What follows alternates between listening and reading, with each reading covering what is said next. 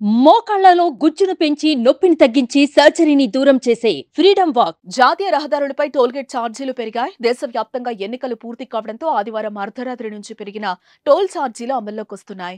Toll ఛార్జీలు సగటున 5% పెరిగాయి. రహదారుల మరమ్మతులు, నిర్వహణ కోసం ఏటా టోల్ ఛార్జీలను ఎన్హెచ్ఏఐ పెంచుతూ వస్తుంది.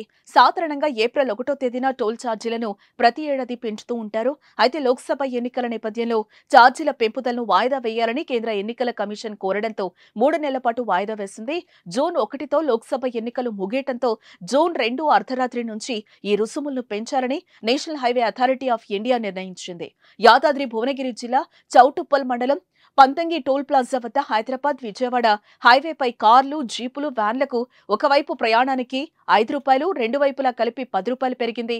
తేలికపాటి వాణిజ్య వాహనాలు 10 నుంచి 20, బస్సులు, ట్రక్కులకైతే ₹25 నుంచి ₹35, భారీ రవాణా వాహనాలకు ₹35 నుంచి ₹50 పెరిగాయి. నెలవారీ పాస్ ₹330 నుంచి ₹340 పెంచారు. పెంచిన ధరలు 2025 మార్చి 31వ తేదీ వరకు అమల్లో ఉంటాయి.